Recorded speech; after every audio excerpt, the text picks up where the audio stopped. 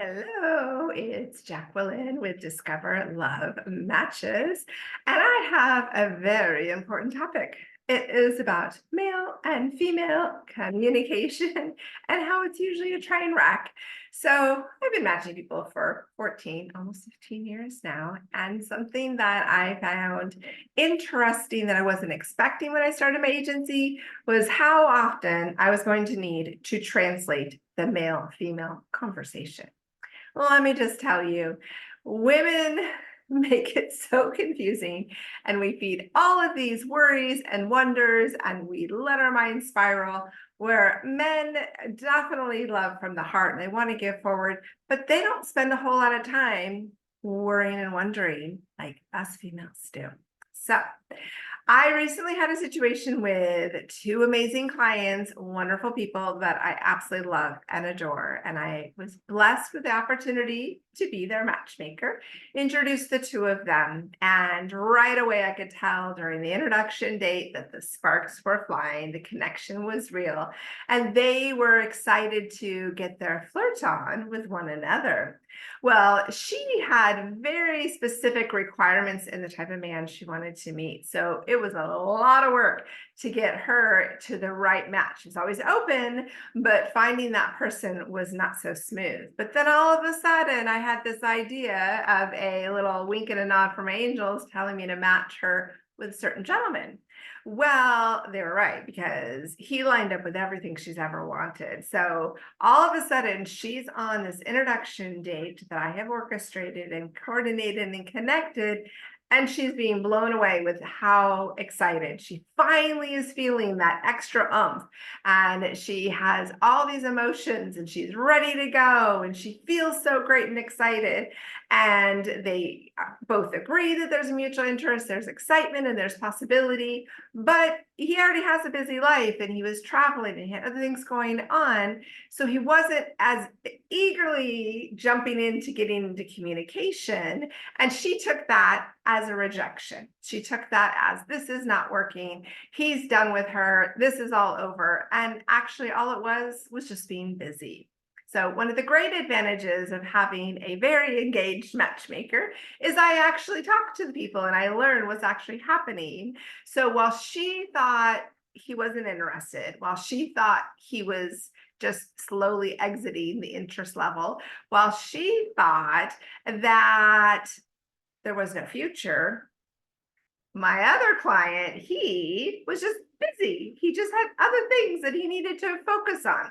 You have to keep in mind that until a real relationship is genuinely growing over time and building, you don't get to decide how the other person shows their interest and enthusiasm. You also have to remember that everybody has a freaking life. They have their own responsibilities, they have their own requirements, they have their own jobs, they have other things going on. Yes, we would all love to feel the beauty and magic that happens when you are a teenager and you walk down the hallway and you see somebody super cute. And that's all you can think about and write love notes and just drive by their house and just hope you'll see them at Friday Night Football. But the reality is, as we get older, it's a little bit harder to be vulnerable. It's a little harder to put ourselves out there. It's a little bit harder to trust that the other person is actually interested, especially if they're not going above and beyond to let us know their interest. Now, mind you, this is something that no matter how old we get, we're always still going to be that sweet little schoolboy and sweet little schoolgirl in our heart, really just wanting someone to say we're worth it. We're someone that they want to spend time and they can't stop thinking about us. But the truth is, everybody comes with a little bit of wounded heart, a little bit of rejection, fatigue. And so they're being cautious too. We just deliver differently. So, as this couple situation almost crashed and burned, thank goodness my beautiful client reached out to me to get some perspective and clarity and understand a little bit of patience would go a long way. Plus, my knowing where she was at, I was actually able to reach out to the gentleman she was on a date with and wanting to date more to find out, well, was he actually interested? What was actually going on? And in his mind, everything was good. He just was busy. He just hadn't really known how to convey that to her so that she didn't take it as a lack of interest, but as a respect of his own personal life that he had before I introduced them. So this is something that we all need to just take a beat back. If you have not heard from somebody after a couple days, guess what? It's not the end of the world.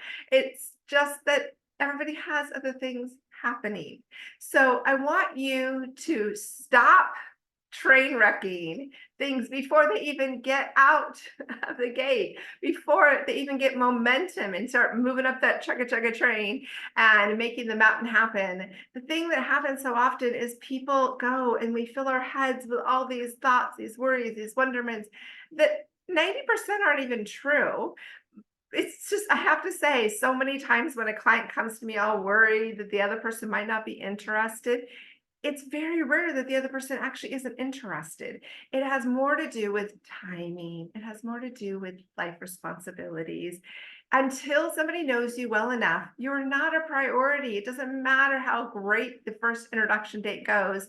It means that you also are talking to people that have lives. And my clients are successful. They don't tell you that they're interested if they're not interested, but they might have to juggle a few things to get to the point where they have a chance to meet you.